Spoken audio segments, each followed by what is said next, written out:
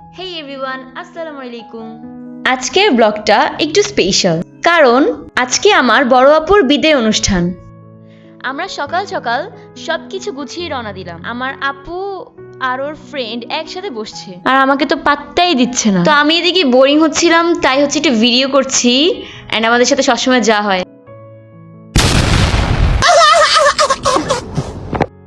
Video করতে করতে হাত থেকে ফোনটা পড়ে গেছে।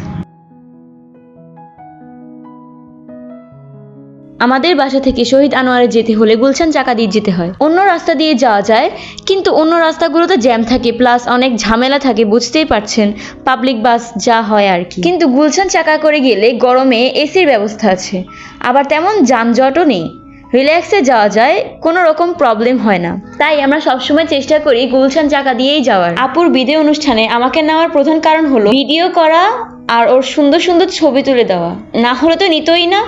কাকলিতে বাস থেকে নেমে আমরা সোজা হাঁটা শুরু করলাম সৈনিক ক্লাবের দিকে। আর এদিকে দেখেন, অনেকদিন পর বান্ধবীকে পেয়ে আমাকে ভুলেই গেছে। গল্প করতেছে তো করতেছেই, থামাথামি নেই। পিছনে ফিরে তাকানোর প্রয়োজন মনেই করলো না আমি আছি নাকি নাই। ভেবেছিলাম ট্রেনের একটা ভিডিও নিব, কিন্তু ট্রেন আসতে এত লেট করতেছে যে আমার আপু আর ওর ফ্রেন্ড আমাকে রেখে চলেই গেছে। পরে আর কি বিরক্ত হয়ে আমি নিজেই চলে গেছি। সামনে গিয়ে দেখি হায় হায় ওরা কই, আমি মনে হয় হারাই গেছি। তারপরও আমি ক্যামেরাম্যান, ভিডিও করতেই হবে। পরে আরো সামনে গিয়ে দেখি আসলেই ওরা নাই, মানে কই। যাই হোক, ফাইনালি আমরা কলেজে আসছি। কিছু সময়, কিছু স্মৃতি জীবনের পাতায় এমনভাবে গেঁথে যায় যা চাইলেও মুছে ফেলা সম্ভব না। শহীদ আনোয়ারের সময়টুকু অল্প হলেও এর এক একটা স্মৃতি আমার জীবনের একটা অধ্যায় হয়ে রয়ে যাবে। 8-10-2023 থেকে 1-6-2025 সেই শুরু থেকে শেষ পর্যন্ত আমার জীবনের সবচেয়ে সুন্দর মুহূর্তগুলো আমি শহীদ আনোয়ারে পেয়েছি। কলেজে এসে আমি আর আমার বান্ধবী শাড়ি পরলাম, মেকআপ করলাম, তারপর অডিটোরিয়ামে এসে অপেক্ষা করছিলাম কখন ফাংশন শুরু হবে। একটা ব্যাড নিউজ হলো যে সোহাকে ঢুকতে দেয় না অডিটোরিয়ামে। তো সব শিক্ষার্থী উপস্থিত হবার পর আমাদের principal sir, vice principal miss কিছু লেকচার দিল, কারণ জুন মাসের 26 তারিখ থেকে আমাদের এইচএসসি এক্সাম শুরু। টিচাররা আমাদের মোটিভেশন দিচ্ছে এক্সামের জন্য, আর আমার ফ্রেন্ডসরা খাবার নিয়ে ব্যস্ত।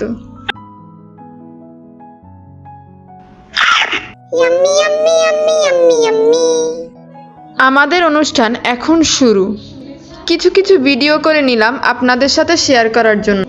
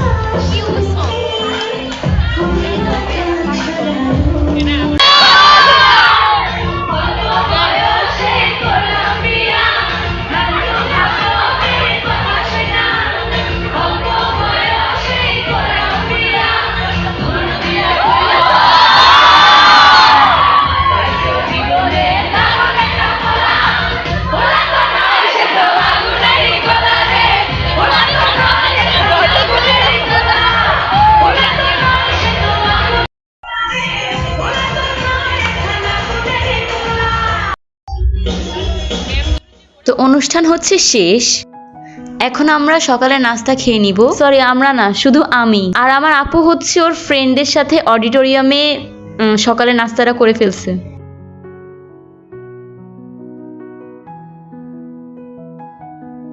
বাইরে খুব বৃষ্টি হচ্ছিল, আর আমার পাশে কিছু শিক্ষার্থী গিটার বাজিয়ে গান করছিল, আমার বেশ ভালোই লাগছিল। তো বার্গার খাওয়ার পরে একটু ভাবলাম মোজো খেয়ে নিই। এদিকে আমরা সবাই মিলে গ্রুপ রিলস বানাচ্ছিলাম, আর রিলস বানাতে গিয়ে এত হাসাহাসি হচ্ছিল। ওই দিন আসলেই যেমন এনজয় করেছিলাম, আবার মন খারাপও ছিল। আমাদের বন্ধুত্ব 2 বছরের, কিন্তু কেন জানি মনে হচ্ছে আমাদের অনেক দিনের বন্ধুত্ব। খুব বেশি দিন হয়নি, মাত্র 2 বছরের ফ্রেন্ডশিপ, তার কিছুদিনের মধ্যেই আমাদের আবার বিদায়। আবার কবে এভাবে সবাই একসাথে হবে এটার কোনো ঠিক নেই। তো আমরা সবাই কিছু ফটো তুলে নিলাম। আমার এই কলেজটার প্রতি জানি না অনেক ভালোবাসা এবং অনেক স্মৃতি ঘিরে আছে, কারণ এখানকার প্রতিটি শিক্ষক অত্যন্ত চমৎকার। তারা আমাদের এই ছোট্ট জীবনে বাস্তবতাকে তুলে ধরতে শিখিয়েছে জীবনে একজন আদর্শ মানুষ হয়ে উঠতে হলে কি করণীয়। আমরা যদি এই শিক্ষকদের মধ্যে যে কাউকে নিজের আদর্শ হিসেবে বেছে নেই তাহলে জীবনে অনেক দূর যেতে পারবো। আমরা দু বোন একসাথে তেমন একটা ছবি তুলিনি, তাই একটু ভিডিও করে নিলাম। ফ্রেন্ডসদের সাথে গল্প করছিলাম, পিকচার তুলছিলাম, আর সোহা আমাদের এই স্মৃতিগুলো ক্যামেরায় ক্যাপচার করছিল। এখানে বিদায় অনুষ্ঠানের জন্য ছোট্ট করে ডেকোরেশন করেছিল। এখানে সবাই এক এক করে ছবি তুলছিল, আর আমি ওয়েট করছিলাম যে কখন ছবি তুলবো। ভাই, মেয়ে মানুষ পিক তুলতে গেলে এত সময় নেয়, তাও মন মতো পিক তুলতে পারে না। যদিও আমিও মেয়ে, আমার ছবি তুলতে যদিও সময় বেশি লাগে না। আমার ফটোগ্রাফার অলওয়েজ সোহা। এখন যদি সোহা লেট করে তাহলে তো আমার কিছু করার নাই গাইস। কি মানে ও লেট করে আর দোষ দিচ্ছে আমার? গাইজ শুনেন, আমি জীবনেও লেট করিনি। ও আমাকে ডাক দেয় আর আমি নগদে দৌড় দিই ছবি তুলে দেওয়ার জন্য। যাই হোক, আমি আমার ফ্রেন্ডদের সাথে ফটোশুট করছি আর সোহা পাশ থেকে এগুলো ভিডিও করছে। কিছু পিক তোলার পর আমি আর সোহা হাঁটাহাঁটি করছিলাম। কলেজের এক সাইডে খুব চমৎকারভাবে প্রাইজ দিয়ে ডেকোরেট করা। আর এই হলো আমাদের শহীদ আনোয়ারের ফ্রন্ট গেট। আর এই ফ্রন্ট গেটের পাশেই প্রাইজগুলো ডেকোরেট করা। তো আমি সোহাকে বললাম এই প্রাইজগুলোর সাথে আমাকে 2টা ছবি তুলে দেওয়ার জন্য। বিভিন্ন প্রতিযোগিতায় আমাদের কলেজ অংশ নেয় এবং আলহামদুলিল্লাহ শহীদ আনোয়ার বেশিরভাগ সময় খুব ভালো ফলাফল করে। ফ্রন্ট গেটের আরেক পাশে খুব সুন্দর করে সাজানো হয়েছে। শহীদ লেফটেন্যান্ট আনোয়ারের নাম অনুসারেই এই কলেজের নাম রাখা হয়েছে শহীদ বীর উত্তম লেফটেন্যান্ট আনোয়ার গার্লস কলেজ। আমাদের বিদায় অনুষ্ঠান অনেক আগেই শেষ হয়ে গিয়েছিল। দুপুর শেষ হয়ে বিকেল ঘনিয়ে আসছে, তাই ভাবলাম ফ্রেন্ডদের থেকে বিদায় নিয়ে নিই। আমার ফ্রেন্ড অনেকেই চলে গিয়েছে, আবার অনেকেই আছে। তো যারা আছে তাদের বিদায় দিয়েই রওনা দিয়ে দিলাম আমরা।